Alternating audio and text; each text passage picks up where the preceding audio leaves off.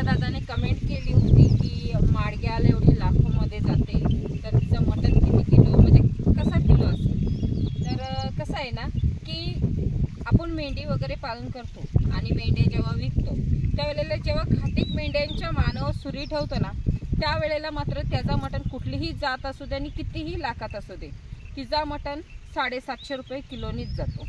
मग ती कुठलीही जात असते। आणि माडग्यालचं कसं आहे माहिती आहे का, माडग्याल एक शोभिवंत आहे। तिच्या नाकात जो आहे म्हणजे सुंदरपणा वगैरे आहे तो तिच्या नाकातच आहे। तसंच ही मेंढपाल वगैरे पण बघा ते मेंढ्या वगैरे नाही आणत तर फक्त मेल आणतात आणि मेल पण 100% क्वालिटीमधला आणत नाही तर कमी क्वालिटी म्हणजे 50, 60, 70, 80 अशा दर्जामध्ये एवढ्यामध्ये ती लोक आणतात आणि ती आणतात आणि त्यांच्याकडच्या ज्या मेंढ्या आहेत त्यांना ते क्रॉस वगैरे करतात। मग होणारी पुढची जनरेशन आहे त्यांचं मात्र नाक वगैरे ती माडग्यालसारखी क्वालिटीमध्ये येते पण 100% क्वालिटीमध्ये येत नाही। ते 100% क्वालिटीमध्ये काम करत नाहीत कारण की ते लाखांचं गणित आहे त्यामुळे ती त्याच्यात पडत नाहीत। फक्त आपल्या मेंढ्यांना क्रॉस करण्यासाठी ते मेल आणत असतात। आणि आता मटणाचं तर तुम्हाला सांगितलंच की 750नेच प्रत्येक मटण जातोय। मग तसंच आहे की हे जे मेंढ्या आहेत त्यांचं मात्र कसं आहे माडग्यालमध्ये माडग्याल एक शोभिवंत आहे म्हणून तिचं लाखोत आहे। बाकीची ही जी आहेत आपली साधी मेंढी त्या नारी सुवर्ण वगैरे हे आपण त्यांचं पण कटिंग करतो आणि शेवटीला माडग्याल कितीही महाग असली तरीही ती कटिंगलाच जाणार आहे। शेवट तिचं कटिंगच आहे म्हणून ती 750 रुपये किलोनच जाणार आहे।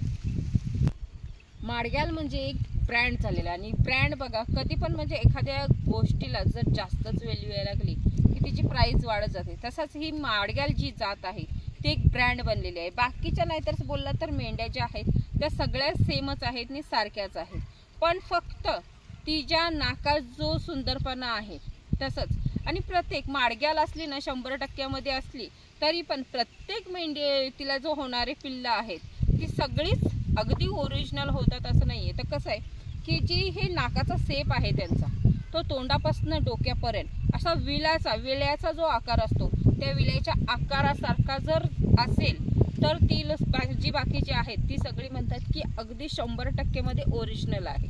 मग तो जो सेप आहे तो प्रत्येकाला असतो असं नाहीये। 1-2 मेल असू दे किंवा मेंढ्या असू दे ते त्यांना तसा येतो आणि तो जो सेप आला की ते एकदम 100% मध्ये असते। आणि नंतर मग जर ह्यांचा प्राइस वगैरे ठरवायचं बोललं तर लाखो काय आणि 5 लाख काय ह्याची काही म्हणजे गणितच नाहीये, पैशाचं काय हेच नाहीये। त्याची किती प्राइस असेल ते सांगता येत नाही। जी माडग्यालवाली आहेत त्यांनाच माहिती। आणि माडग्यालला सांभाळायचं म्हणजे त्यांना जे खाणं वगैरे त्यांना जे काही म्हणजे त्यांच्यासाठी लागत असेल ते सर्व वगैरे करताना खुराक असू दे तुमचं जे काही सांभाळायची पद्धत आहे ती सर्व करताना ती फक्त माडग्यालवालीच करतात, आपल्यासारख्याला होत नाही। कारण की आपल्यासारख्याला आता बघतलात तर माडग्यालवाली कशी विक्री करतात। एखाद्याला समजा घ्यायचं असेल माडग्याल वगैरे तर ह्या सर्व गोष्टी बघणं खूप गरजेचं आहे जी विकणं वगैरे। आणि सुरुवातीला आपण जेव्हा मेंढीपालन करतो त्यावेळेला मात्र ह्या माडग्यालच्या वगैरे भानगडीत पडू नये कारण की कसं आहे माडग्याल ही लाखोत किंवा त्याच्यापेक्षा डबल जाते विक्री। मग ती तुम्हाला विकता आली पाहिजे कारण की तिचा मार्केट कुठे आहे कसं आहे आपल्याला विकता येईल का। कारण की आता ह्या ज्या मेंढ्या आहेत त्या 10,000च्या आपल्याला मेंढ्या विकता येत नाहीत म्हणा। मग 10,000च्या विकता येत नाहीत आपल्याला त्यांच्यासाठी मार्केट उभा करता येत नाही किंवा आपल्याला त्यांच्यासाठी जाहिरात करता येत नाही, ॲडव्हर्टाईज करता येत नाही। मग ज्या लाखोच्या आहेत माडग्याल वगैरे त्यांना कुठे विकणार, त्यांना कसं विकणार। नाहीतर मग विकता काय होईल आपण त्यांना विकायच्या बदली आपला घरदारच विकायची बारी येईल आपल्यावर। मग म्हणूनच ह्या माडग्यालची जी गणितं वगैरे आहेत ही सुरुवातीला न करता ज्याला कोणाला सुरुवात करायची असेल मेंढी पालनाची त्यानं मात्र ह्या साध्या मेंढ्यांपासून सुरुवात केली तरी चाललंय। मग तुम्ही जर तुमची हौस असेल समजा एखाद्याला माडग्याल सांभाळायची खूप हौस असते आणि हे जे आहेत जे समजा बोलतात की परवडत नाही वगैरे जशी मी पण बोलते परवडत नाही वगैरे त्या अशा मुले थांबू नका। तर कसं आहे तुम्हाला जर हौस असेलच माडग्यालची तर मग तुम्ही ह्या ज्या साध्या मेंढ्या आहेत त्या घ्या आणि त्याच्यात एखादा लाखोचा मेल आणा आणि मग तुम्ही सांभाळा।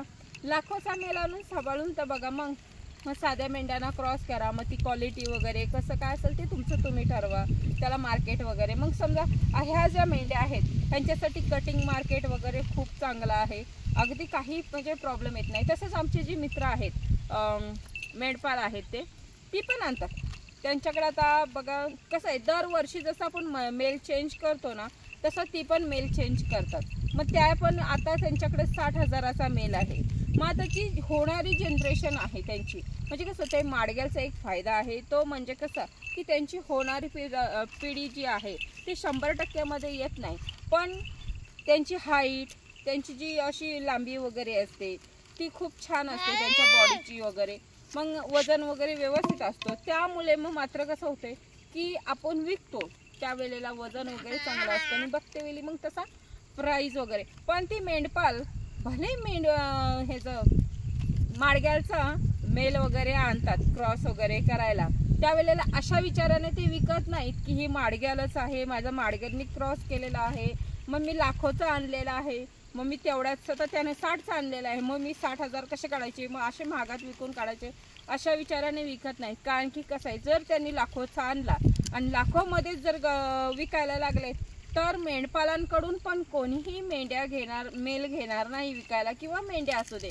जे काही असेल ते घेऊ शकत नाही, कारण की तो पण महागात विकतो, त्यामुळे त्याचीही विक्री लवकर होऊ शकत नाही। आणि हे जे मेंढपाल आहेत ह्यांचा मार्केट बोलला तर समजा देवाधर्माला जातं मेल वगैरे असू दे, मेंढ्या असू दे, किंवा गोंधळ वगैरे असतो, लग्नाचा गोंधळ वगैरे असतो, किंवा कुठली देणगत वगैरे असते, ह्या गोष्टींसाठी जास्त करून मार्केट असतं। मग आता समजा की जेव्हा आपण एखाद्याकडे मेल घ्यायला गेलेला मेंढपालाकडं, तर मात्र तो बोलेल की हे माझं लाखोचा मेल आहे, मग लाखोचा मेल आता मग माझी ह्याची किंमत कशी काय ठरवायची। तर कसं होतंय की आपल्यासारखा जो साधा म्हणजे आता आपल्यासारखी जी साधी माणसं आहेत घेणारी वगैरे गोंधळ वगैरेला, तर मात्र तो कितीपर्यंत घेऊ शकतो, 10,000, 15,000 किंवा जेमतेम 20,000पर्यंत घेऊ शकतो। ह्याच्या पलीकडे घेऊ शकतोय का, कारण की आपल्यासारखा माणूस घेऊ शकत नाही। म्हणून मग तो जर विकते वेळी जर तसा विचार केला तर कसं होईल, मग त्याने ह्याच विचारानंच की आपली जी ही छोटी छोटी गिरायक आहेत, हे जी देणगतीला वगैरे नेतात किंवा गोंधळाला वगैरे नेतात, ही जी आपली छोटी छोटी गिरायक आहेत ह्यांच्यासाठी एवढा महाग विकत नाही तर कमी पैसे ह्याच्यात विकतो। म्हणून असं म्हणत नाही तो की मी माडग्याल आणलाय म्हणून मी महाग विकेन। माडग्याल ही महाग आहे आणि शोभिवंत पण आहे, पण जी हौस आहे ज्यांना शोभिवंत सांभाळायची वगैरे, ती पाहिजे एवढी महाग वस्तू घेऊ शकतात, लाखाच्या असू दे किंवा त्याच्या पुढच्या असू दे, मग ते घेतील। पण आपल्यासारखे जे साधे आहेत ते घेऊ शकत नाही। आणि कटिंग मार्केट, कटिंगला जरी त्याने एखाद्याला विकलं समजा, तरी पण तो कटिंगला सुद्धा नेऊ शकत नाही, कारण की त्याला पण 4 पैसे भेटले पाहिजेत, मग तो तरी कुठल्या पद्धतीने घेणार आहे। म्हणून ती जी मेंढपाल आहेत ती सुद्धा मार्केटला जो मटन मार्केटला रेट आहे त्या रेटनेच विकत असतात। मग किंवा समजा आपसात असेल तर थोडं काही कमी असतील, मग अशाने ती विकत असतात। आणि त्यांचा हा जो मार्केट त्यांनी उभी केलेला आहे तो सगळ्यात चांगला मार्केट उभा केलेला आहे आणि त्यांनी तशी गिरायक पण जोडलेले आहेत। म्हणूनच तो भले माडग्यालनी क्रॉस केला असला तरी पण तो त्याच भावाने विकतो जो भाव चालू आहे मार्केटला वगैरे।